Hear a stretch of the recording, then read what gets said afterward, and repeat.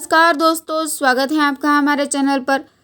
आज हम बात करेंगे पितृपक्ष, एक पवित्र समय जब हम अपने पूर्वजों को याद करते हैं और उनके लिए अनुष्ठान करते हैं।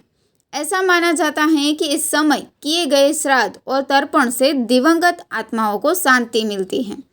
लेकिन क्या आप जानते हैं कि पितृपक्ष से जुड़ी कई रोचक लोक कथाएं भी हैं।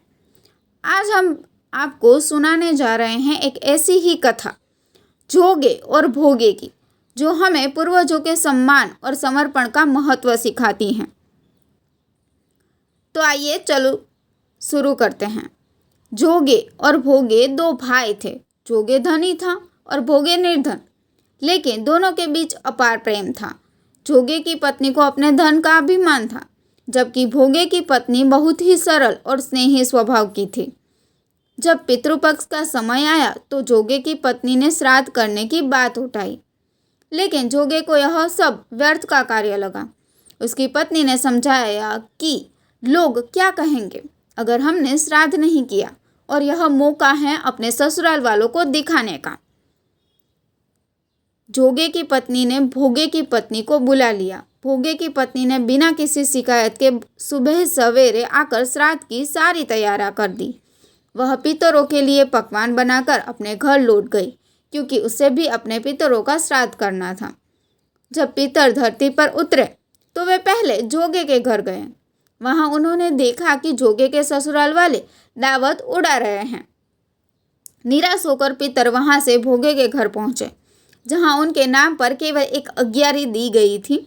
पितरों ने उसकी राख चाटी और निराश होकर चले गए। जब भोगे के बच्चे नदी किनारे गए तो उन्होंने देखा कि होड़ी मोहरों से भरी पड़ी है।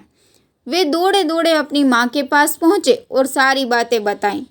भोगे की पत्नी ने जब यह देखा तो वह हैरान रह गई। इस प्रकार भोगे भी धनी हो गया, लेकिन उसने कभी घमंड नहीं किया। अगले साल जब पितृपक्ष आया तो भोगे की पत्नी ने 56 प्रकार के व्यंजन बनाए, ब्राह्मणों को बुलाकर विधिपूर्वक श्राद्ध किया और पितरों को संतुष्ट किया। इस बार पितर तृप्त और प्रसन्न हुए।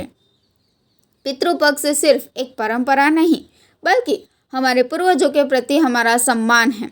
यह कथा हमें सिखाती है कि सच्चा समर्पण और निस्वार्थ भाव ही हमारे पितरों को तृप्त कर सकता है। अगर आपको यह कथा पसंद आई हो तो हमारे चैनल को सब्सक्राइब करें और बेल आइकन दबाएं, ताकि आपको हमारी हर नई वीडियो की जानकारी मिल सके। धन्यवाद।